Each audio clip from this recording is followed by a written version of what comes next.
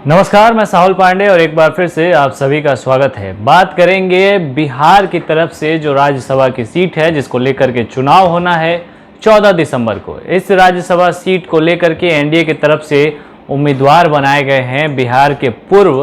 उप मुख्यमंत्री सुशील कुमार मोदी। उनके नाम की घोषणा होने की बात बहुत पहले से चल रही थी, लेकिन यहाँ पर एक और नाम की चर्चा थी जो कि रामविलास पासवान की पत्नी रीना पासवान का नाम था, यानी चिराग पासवान की मम्मी का, यानी उनकी माताजी का। लेकिन एनडीए की तरफ से इस नाम को उतनी प्रमुखता नहीं दी गई और अब जो है इस नाम पर मुहर लगाते हुए सुशील कुमार मोदी को राज्यसभा भेजने की पूरी तरीके से बात चल रही है और एक तरीके से अनाउंसमेंट भी हो गया है, सामने पेपर भी आ गया है। लेकिन अब इसी बीच में जो है आरजेडी कहीं ना कहीं रोड़ा अटकाने का काम कर रही है और चाहती है कि किसी तरीके से यहाँ पर बीजेपी को खास तौर पे घेरा जाए और खास तौर पे सुशील कुमार मोदी को टारगेट करते हुए उन्हें राज्यसभा नहीं पहुंचने दिया जाए। और इसके लिए आरजेडी ने एक नया गेम प्लान तैयार किया है जिसके जरिए अब उसने चिराग पासवान को ऑफर दिया है कि इस राज्यसभा की सीट से एलजेपी जो है अपनी तरफ से रीना पासवान यानी कि रामविलास पासवान की पत्नी को जो है चुनावी मैदान में खड़ा करे और आरजेडी उनका सपोर्ट करेगी। ऐसे में चिराग पासवान के पास जब से ये ऑफर गया है वो उधेड़ गुण में है कि इस ऑफर को स्वीकार करें या नहीं करें। सबसे पहले समझते हैं कि आखिर जो है आरजेडी ये ऑफर क्यों दे रही है। बात अगर आरजेडी की करें तो आरजेडी ये कोशिश में है कि सुशील कुमार मोदी को जो है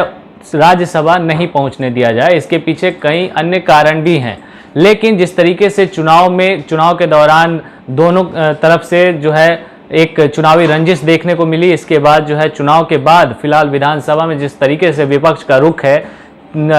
इसको लेकर के शायद तेजस्वी ये सोच रहे हैं कि अगर इस रुख को कायम रखा जाए तो आने वाले विधानसभा चुनाव में या आने वाले चुनाव में कोई भी चुनाव होता है तो उसमें पार्टी को खासा फायदा मिल सकता है, यानी कि एक अच्छा फायदा मिलेगा। इस तरीके से वो जो है जनता के पब्लिक के नज़र में बने रहेंगे। लेकिन यहाँ पर दूसरी बड़ी बात जो है जातीय समीकरण को लेकर के है। दरअसल सुशील कुमार मोदी जो कि वैश्य समाज से आते हैं उनको ये टिकट दिया गया है, लेकिन पहले से ये टिकट जो है, ये जो सीट थी वो सीट दलित समुदाय के नेता के पास थी, यानी रामविलास पासवान जो है इस सीट से थे और वो केंद्र सरकार में मंत्री थे। ऐसे में अगर बीजेपी ने अब इस सीट पर जो है एक वैश्य समाज के नेता को खड़ा करने की जो बात कही है, उससे कहीं ना कहीं इस मौके को भुनाने की कोशिश जो है आरजेडी करना चाहती है। आरजेडी चाहती है कि वो ये जनता के बीच मैसेज पहुंचाए कि बीजेपी जो है सिर्फ दलित हितों की बात करती है, लेकिन असल में जब प्रतिनिधित्व देने की बात आती है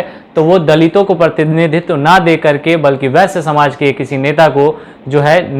इस सीट को ऑफर कर रही है। ऐसे में इस मौके को भुनाने की पूरी कोशिश जो है आरजेडी करने में लगी हुई है। अगर चिराग पासवान जो है इस ऑफर को स्वीकार करते हैं तो इसको लेकर के जो है आरजेडी को खासा फायदा होगा, लेकिन चिराग पासवान के लिए ये फायदेमंद नहीं होगा। हालांकि चिराग पासवान ने अपने एक बयान में कहा था कि वो पूरी तरीके से सुशील कुमार मोदी को जो है सपोर्ट करेंगे, लेकिन वो उस तरीके का रिस्पांस नहीं माना जा रहा था। अब जब ये आरजेडी की तरफ से ऑफर आया है तो चिराग पासवान कहीं ना कहीं उधेड़ गुण में है कि वो इस ऑफर को स्वीकार करें या ना करें, क्योंकि अगर ऑफर स्वीकार करते हैं तो उनकी जो सीट थी जिसपे उनके पिताजी थे उस सीट पर उनकी माता के जीतने के चांसेस ज़्यादा होंगे और अगर वो जीत जाती हैं इस राज्यसभा चुनाव में तो जो दिल्ली का बंगला है वो उनके पास ही रहेगा, साथ ही ये सीट जो है अगले